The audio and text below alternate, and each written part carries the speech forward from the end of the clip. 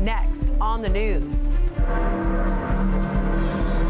The Catholic Church chiming in a new year of faith, celebrating the 2025 Jubilee both in Rome and the Diocese of Brooklyn. It's something special that we have it here in Brooklyn, because even though it's in Rome, we still connect, spiritually over there. The Holy Father sending prayers following a brutal attack in New Orleans. A veteran drove a car into a crowd in the early morning hours of New Year's Day. Catholics in East Flatbush hold a double celebration this Mass at St. Jerome Church, honoring a new year and remembering a country's faith and resilience. Plus, the United States says goodbye to their oldest living president. Jimmy Carter passed away at 100 years old. Americans mourning this man of faith known for his charity. I'm Christine Persichetti. Currents News starts right now.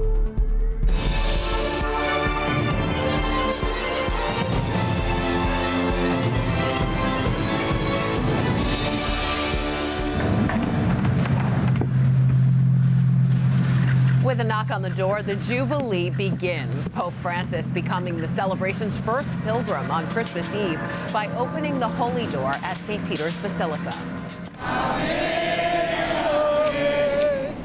Faithful Brooklynites picking up that torch hundreds of miles away and becoming pilgrims themselves, taking part in a procession of faith from the Cathedral Basilica of St. James to the Co-Cathedral of St. Joseph. That pilgrimage was a New Year's celebration, not for the start of 2025, but kicking off the Jubilee Year of Hope in the Diocese of Brooklyn. Around the world, Catholics will take this time to renew and strengthen their faith. The shepherd of the Diocese of Brooklyn celebrating with his flock, saying this year is full of promise. Parishioners from across the Diocese of Brooklyn packed the pews at the Cathedral Basilica of St. James on Sunday to help Bishop Robert Brennan usher in the Jubilee Year. It's a reminder of our connection to the greatest moment in time, when God became human. The birth of Jesus. This was one of two masses celebrated by the Shepherd of Brooklyn for the diocese's formal opening of the Holy Year, which also coincided with the Feast of the Holy Family. Marlene Sanchez was here with her family.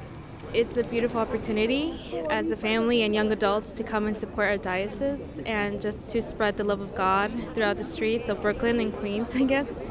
It's something truly meaningful for me.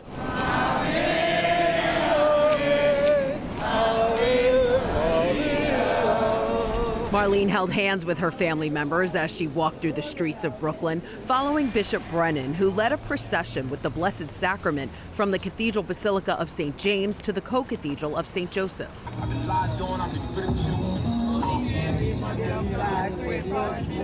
Amid the sounds of the city, they prayed, stopping traffic and causing pedestrians to stop in their tracks to watch.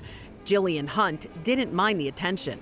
Besides, we proclaiming that we are for Christ because He is the light of the world. Today is a day we come a little bit closer to Him and understanding what He really is about. He is the way, the truth, and the light. And these pilgrims are holding that light close as we enter this Jubilee of Hope. It gives us a concrete reminder that we're not alone, that Christ is walking with us. Bishop Brennan says plans are in the works for a big pilgrimage in October to the Basilica of the National Shrine of the Immaculate Conception in Washington, D.C., and that all the faithful of the diocese are invited. Many in Brooklyn and Queens are also planning to head to Rome for the Jubilee.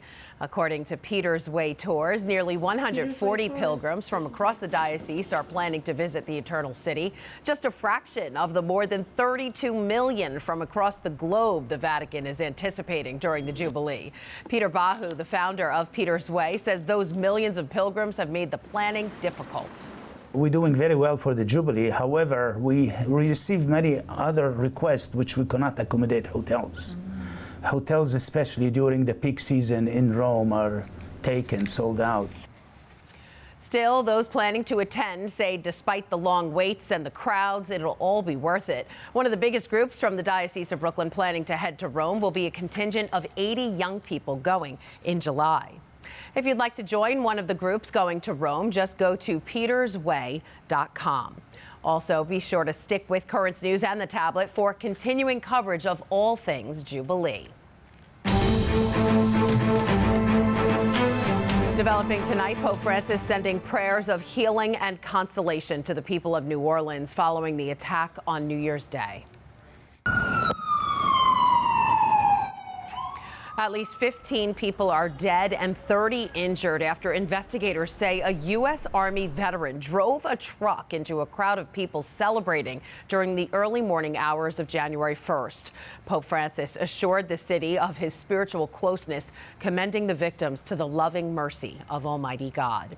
Information is still coming in about those who lost their lives in this tragedy, like St. Thomas More Catholic High School graduate Martin Beck Jr., known as Tiger. He was a standout athlete at the school in football, lacrosse, and track and field.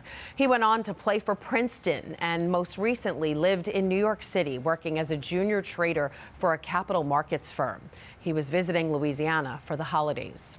Another Catholic school alum also lost his life in the tragedy, 21-year-old Hubert Gothrow, who graduated from Archbishop Shaw High School in 2021. The school praying for the repose of his soul along with his family and friends in a post on Facebook.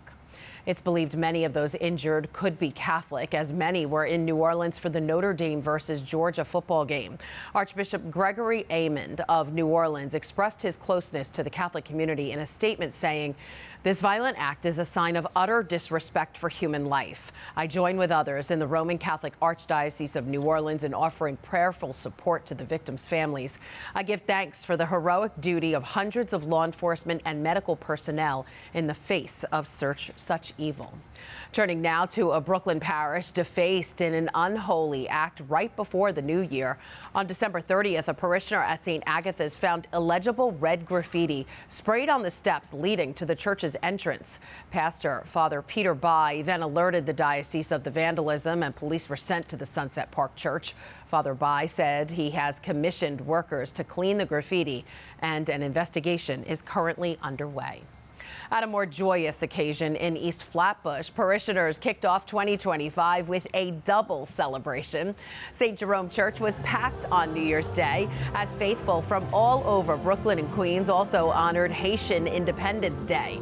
During the diocesan mass, celebrated by Brooklyn Bishop Robert Brennan, parishioners proudly sang songs of worship, thanking God for the gift of independence and, of course, their national anthem, honoring their country and its resilience. Finally, tonight, the country is preparing to say goodbye to its oldest living president, Jimmy Carter. Funeral preparations are underway for Carter, who passed in his Georgia home on December 29th. The centenarian, widely known as a man of faith, the 39th president was a devout Baptist who taught Sunday school in his retirement. Carter was also the first U.S. president to host a pope at the White House. Archbishop Gregory Hartmeyer of Atlanta, who met the former president in 2019, said in a statement, Carter exemplified the Christian faith.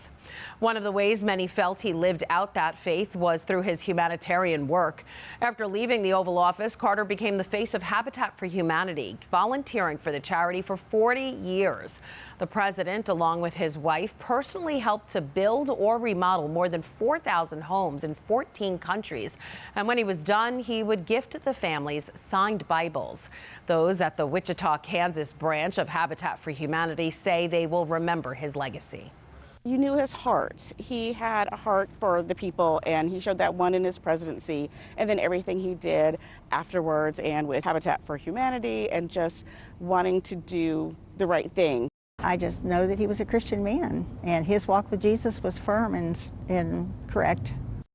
There will be a national funeral service for President Carter at the Washington National Cathedral next week. Then there will be a private funeral at Maranatha Baptist Church in Georgia. That is this Currents News Update. I'm Christine Persichetti. Thank you for joining us, because we are putting your faith in the news. Before we go, we want to take one final look at the Diocese of Brooklyn's Jubilee celebration. Hope to see you again next time. Dichosos, dichosos los que viven en tu casa.